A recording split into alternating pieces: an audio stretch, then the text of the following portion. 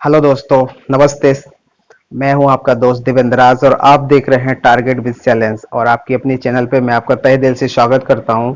और सबसे पहले इंटर जो पास आउट हो चुके हैं स्टूडेंट, उन सब के लिए ढेर सारी बधाइयां, शुभकामनाएं। वो जल्दी से जल्दी अपनी एक नई ऊंचाइयों को छुएं और नई इबारत को लिखें। क्वेश्चन सबसे पहले ये आता है, बहुत सारे फ्रेंड्स और रिलेटिव लोगों ने पूछा है कि हमारे बेटा ने इंटर पास कर लिया है, अब आगे वो क्या करे और कौन सा कोर्स करे जिससे वो उसको जल्दी प्लेसमेंट जॉब मिले और जल्दी से जल्दी वो अपने करियर को बिल्डअप कर सके। तो मैंने कहा एक वीडियो मैं कंप्लीट बना दूंगा, आप उस चीज को देख लें और उससे आपके सारे डाउट क्लियर हो जाएंगे। तो 3 पार्ट्स में वीडियो रहेगी, पहले साइंस स्टूडेंट के लिए, फिर आपके लिए मैथ के स्टूडेंट के लिए, फिर इसके बाद आर्ट स्टूडेंट।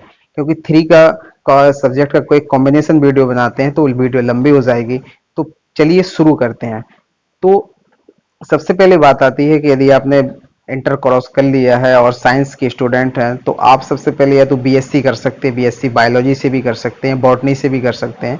जो आपको चूज लगे, वो बायो जूलॉजी और बॉटनी कंबाइंड ही होते हैं, तो बीएससी आप कर सकते हैं। और बीएससी के बाद एमएससी, फिर इसके बाद नेट और पीएचडी, फिर लंबा लॉन्ग प्रोसेस है। लेकिन फिलहाल आप इंटर के बाद की बात कर रहे हैं तो बीएससी ही कर सकते हैं। इसके बाद गर्ल्स के लिए, लड़कियों के लिए सबसे बड़ी प्रॉब्लम फंस जाती है कि उन्हें लगने लगता है कि हम क्या करें, हमारे लिए क्या कोई चुनिंदा सब्जेक्ट है। तो हाँ है, उनके लिए भी है, वो नर्सिंग का कोर्स कर सकते हैं और राजकीय कॉलेज से, प्राइवेट इंस्टीट्यूट से भी नर्सिंग का कोर्स कर सकते हैं। और बहुत अच्छी इसमें मतलब कैरियर भी है और बहुत अच्छी जॉब है, एक रिस्पेक्टेबल जॉब है। आप किसी भी हॉस्पिटल में जाते हैं कोर्स करने के बाद तो आपको नर्स की जॉब मिलती है, इसके बाद आपका प्रमोशन होता जाता है और एज अ डॉक्टर आप उसमें वर्क करने लगते हैं। थर्ड नंबर पे आता है आपका नीट। नीट है इसका, पहले हम इसको कंबाइंड फ्री मेडिकल टेस्ट हुआ करता था, सीपीएमटी, और आज प्रेजेंट कंडीशन में इसको नीट है, जो गवर्नमेंट है हर स्टेट की कंडक्ट कराती हैं।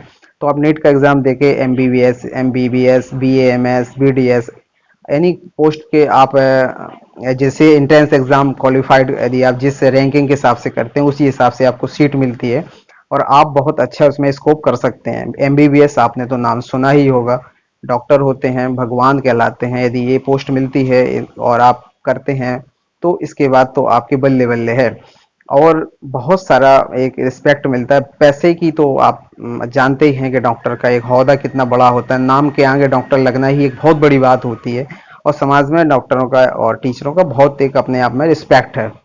चौथे नंबर पे आती है कि सब आप बी फार्मा भी कर सकते हैं। बी फार्मा 4 ईयर का कोर्स होता है और इसके बाद आप जैसे आपने बिग हॉस्पिटल्स देखे होंगे जो डॉक्टरों से कंसल्ट करते हैं, एमआर अपनी दवाइयों का प्रचार करते हैं और बहुत सारी दवाएं उनको जेनरिक कराते हैं और उनको समझाते हैं। वही फिर मेडिकल के जो मेडिकल से डॉक्टर लोग जो होते हैं वो लिखते हैं पर्चा और वहीं से आपका जो पेशेंट होते हैं दवा लाते हैं। तो वो एमआर की जॉब बी फार्मा करने के बाद ही मिलती है। तो आप बी फार्मा भी कर सकते हैं। नंबर 5 नंबर पे आता है कि आप डी फार्मा कर सकते हैं। ये बी फार्मा के जैसा ही है, सिमिलर है, लेकिन ये बी फार्मा जैसा ही नहीं होता है। ये डी फार्मा है, ये ओनली 2 ईयर्स का कोर्स होता है। इसमें आपको लाइसेंस मिल जाते हैं मेडिकल के और आप किसी अच्छी मार्केट्स में लाइसेंस लेने के बाद दुकान खोलें, मेडिकल खोलें और मेडिकल के बाद अपनी बहुत अच्छी शॉप यदि चल पड़ी तो आपके तो वारे नारे हैं। आप जानते हैं कि मेडिकल की लाइन के कोई लिमिट नहीं, अनलिमिटेड पैसा है, बहुत अच्छा स्कोप है और एक रिस्पेक्ट भी है और आप अपने घर के घर भी रहते हैं तो आपको कोई प्रॉब्लम वाली बात है ही नहीं उसमें। तो आप डी फार्मा भी कर सकते हैं।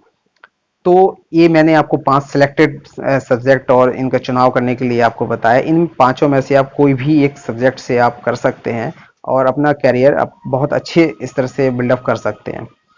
अब सबसे मेन मुद्दे वाली बात आती है कि आप अपने सब्जेक्ट का चुनाव हमेशा अपने मन की आवाज से करें।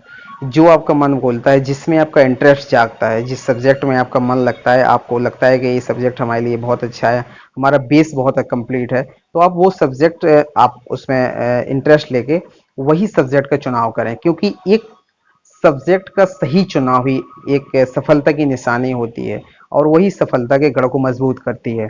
तो आप सब्जेक्ट का चुनाव करते समय अपने मन की, अपने दिल की करें। क्योंकि यदि आप अपने मन के विपरीत जाते हैं तो वो काम हमको एक काम नहीं, एक बोझ लगने लगता है। जब हम अपने मन की, अपने दिल की सुनते हैं और सही सब्जेक्ट का चुनाव करते हैं तो वो काम काम नहीं है, हमें एक खेल लगने लगता है और हम उसमें इंटरेस्ट पैदा करते हैं और अच्छी तरह से प्रिपरेशन करते हैं और अपने मुकाम को जल्दी पा लेते हैं। तो एक टारगेट बना के ही चलें हमेशा क्योंकि आपने देखा होगा थ्री इडियट मूवी, तो आपने देखा ही होगा। उसमें एक्टर होते हैं तो वो सबसे पहले इंजीनियरिंग की जॉब कर इंजीनियरिंग पढ़ाई करने लगता है, और इंजीनियरिंग पढ़ते पढ़ते पढ़ता है वो आमिर खान के साथ, लेकिन उसको क्या है, उसका मन जो होता है वो कोरियोग्राफर में करता हो।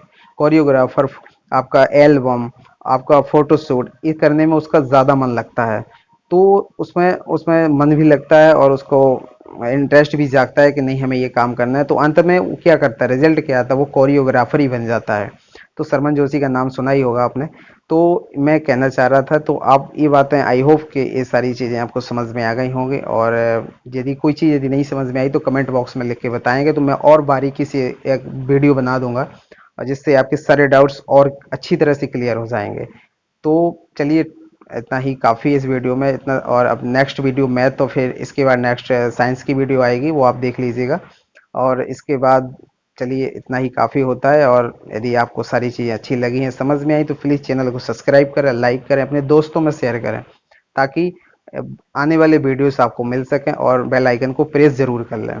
तो तब तक के लिए thank you so much, love you all.